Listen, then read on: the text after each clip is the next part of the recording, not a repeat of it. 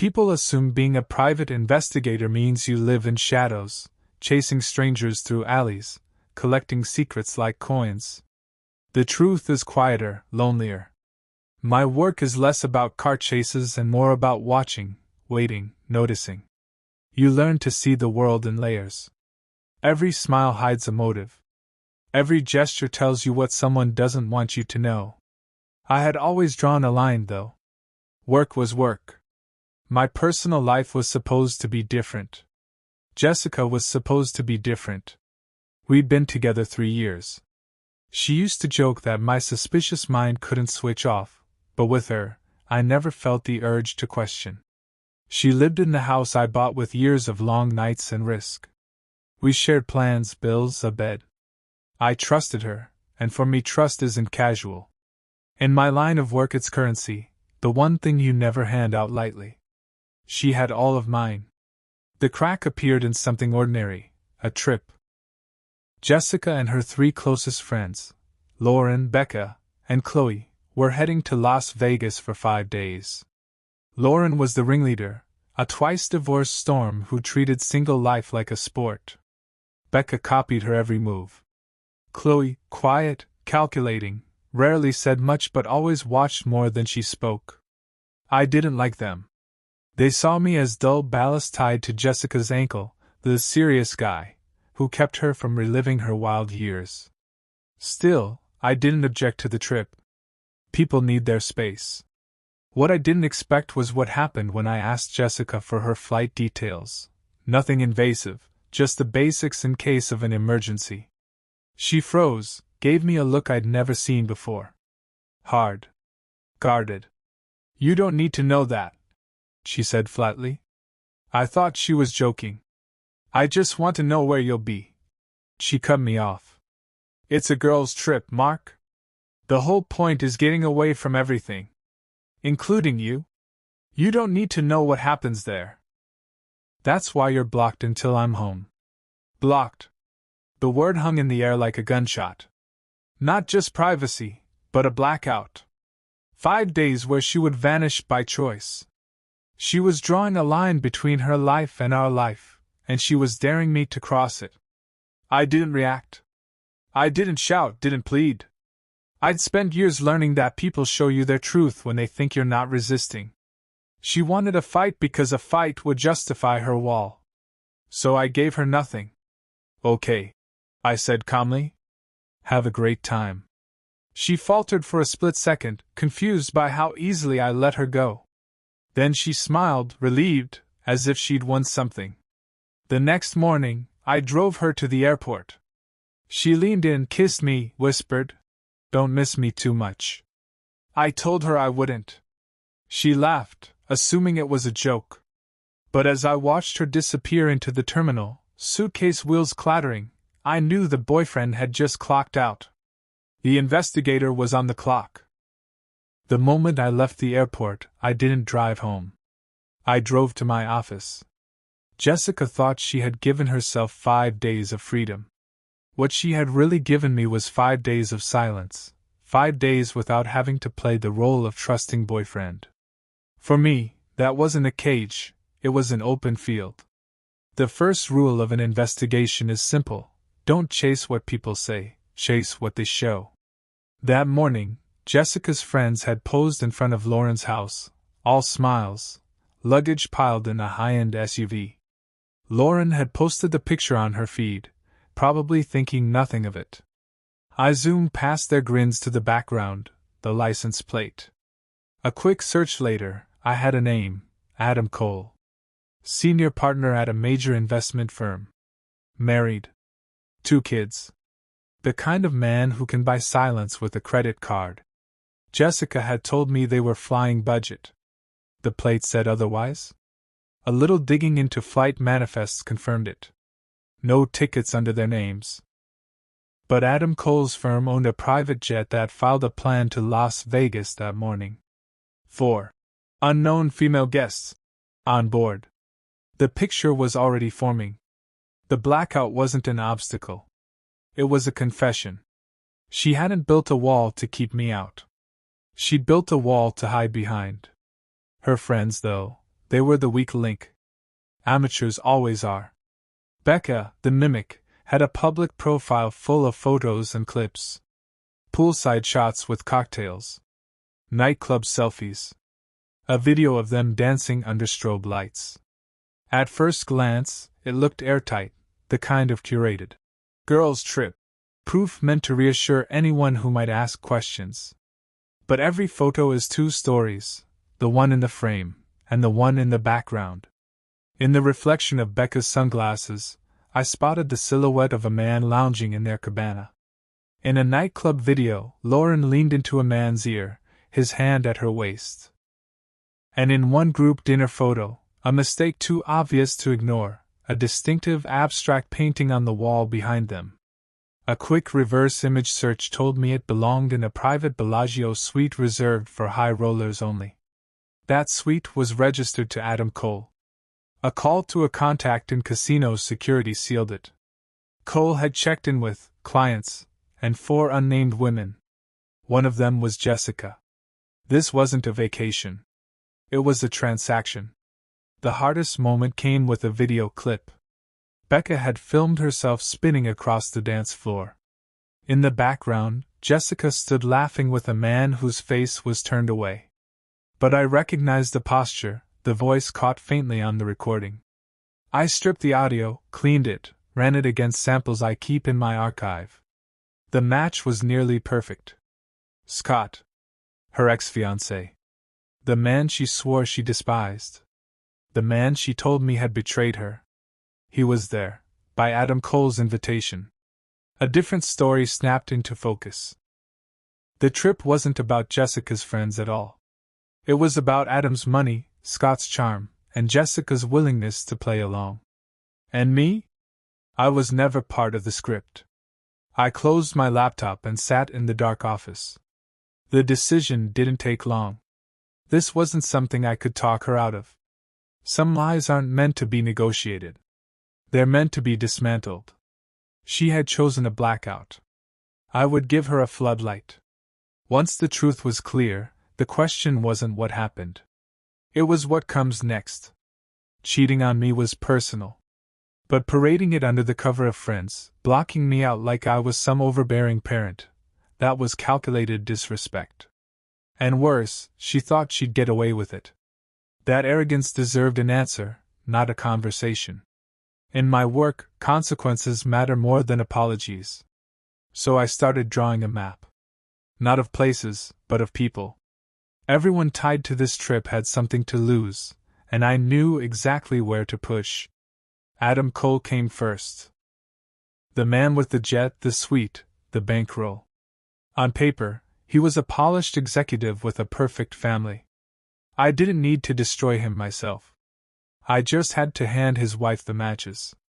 Catherine Cole, pediatrician, mother of 2, the kind of woman who still believed her husband's business trips were about numbers on a spreadsheet. I compiled a neat file, flight logs, hotel registration, photos of him and Lauren from the club. Then I slipped it to a divorce attorney in Catherine's city with a short note. You may want to show this to your client. No signature, no trail. Next was Scott. He wasn't just Jessica's ex.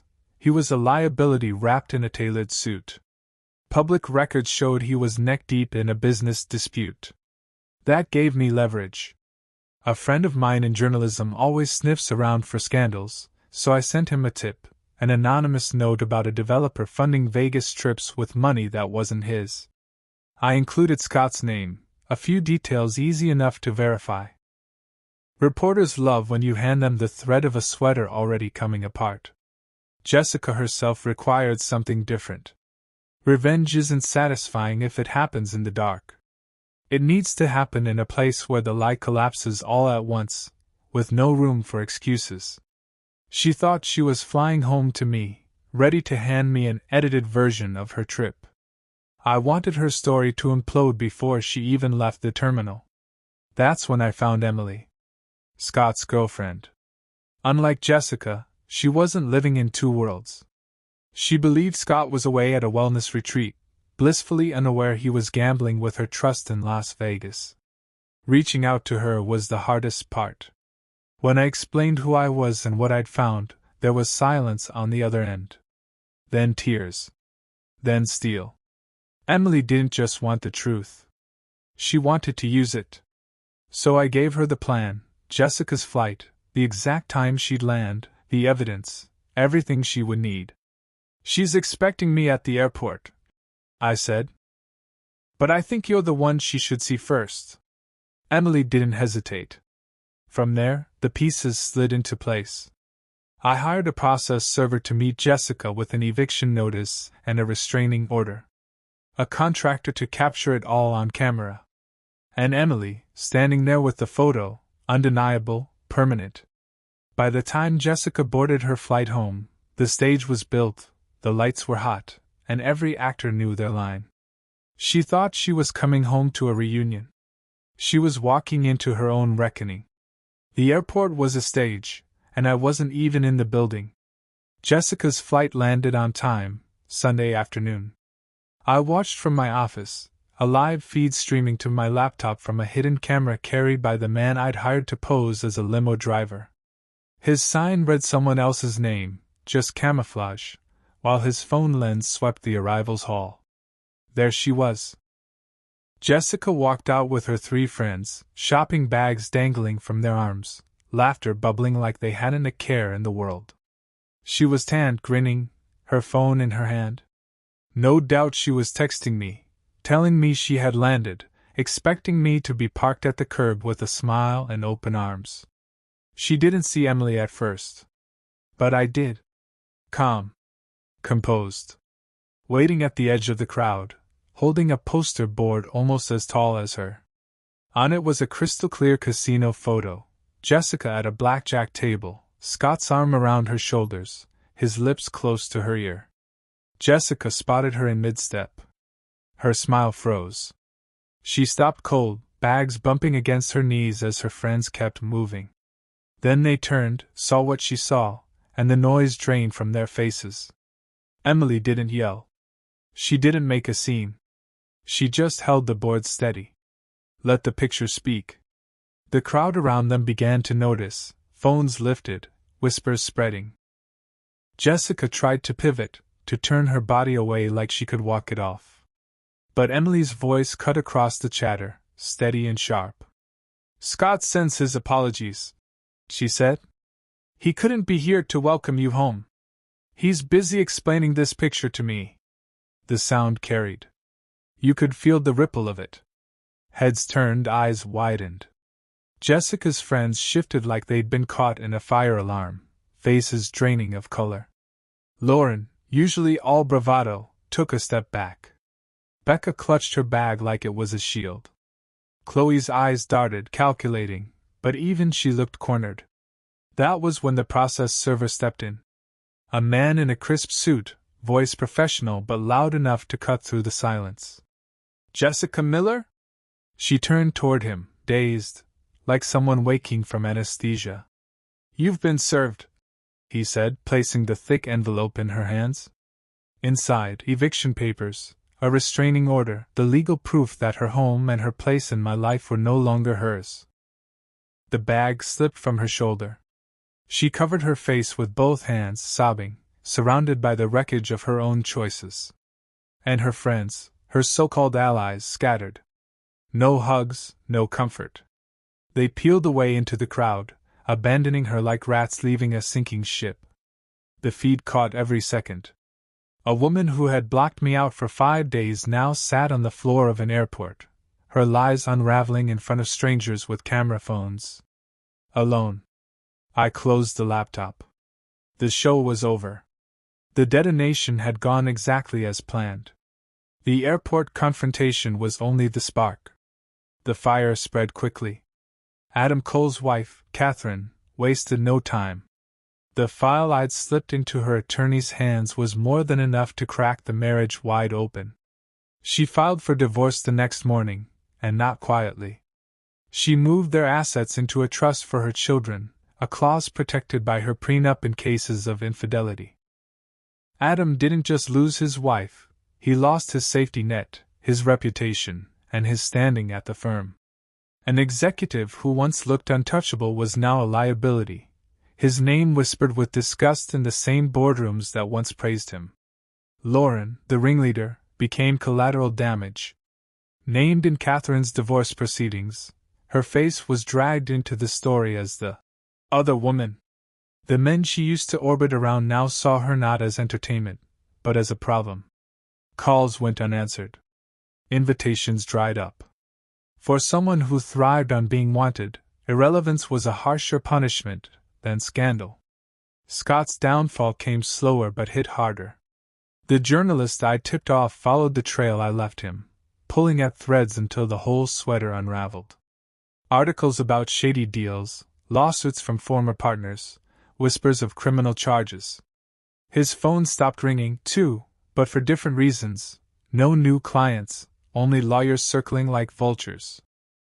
Emily left him, this time for good, and with my help she began building her own legal case against him.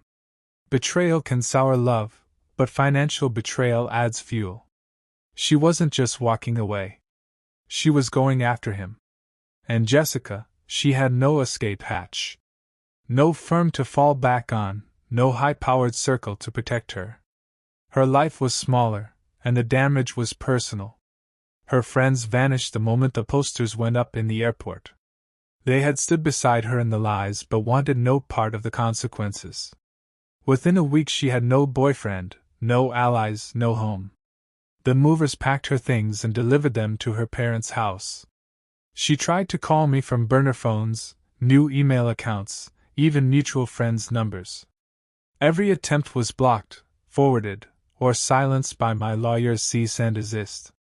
The woman who had demanded a blackout found herself living in one, permanently.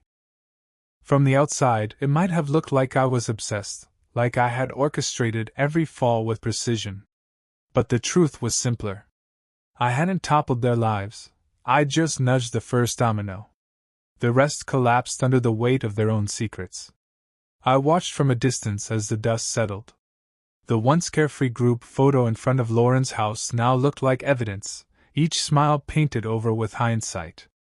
A line of conspirators, none of them realizing how temporary their laughter was. For me, the revenge had done its work. The reckoning was complete. But in the quiet afterward, I felt something unexpected. Satisfaction, yes. Relief, certainly. But also emptiness. Like winning a game you never wanted to play. The question wasn't whether Jessica's world had burned. It was what I would do now that the fire was out. 6 months passed before I let myself write about it. By then, the dust wasn't just settled, it was gone, swept clean. The first weeks after the airport were intoxicating. Every update that reached me, Adam's divorce, Scott's lawsuits, Jessica's collapse, felt like confirmation that the plan had worked. I had turned deception into consequences, lies into evidence, arrogance into silence. But revenge has a short half-life. Once the adrenaline faded, I was left staring at the hollow center of victory. I had won, but winning didn't fill the empty space Jessica left behind. That's when Emily and I began to talk. At first it was logistics, details, little scraps of information we shared to make sense of what we'd uncovered. Then it was coffee. Dinner. Stories that had nothing to do with betrayal or airports or casinos. She was strong in ways I hadn't expected, funny, steady, unflinching. Where Jessica lived in illusion, Emily lived in clarity. Our connection wasn't built on drama but on something quieter, sturdier, honesty. We are dating now. Carefully. Slowly. And it feels real in a way my old life never did. The people who once thought they could hide behind lies each found their own punishment. Adam's name is mud, his fortune gutted by the wife who finally saw him for what he was. Lauren has slipped into obscurity, the party's gone, the suitors vanished. Scott is drowning in lawsuits, his empire nothing but ash. And Jessica. Her story is quieter, sadder. After months with her parents, she finally moved into a small apartment, started a new job. I don't hate her anymore. I don't think of her as an enemy.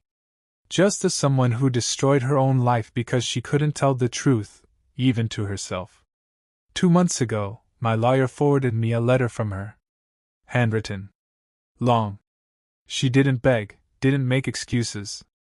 She apologized.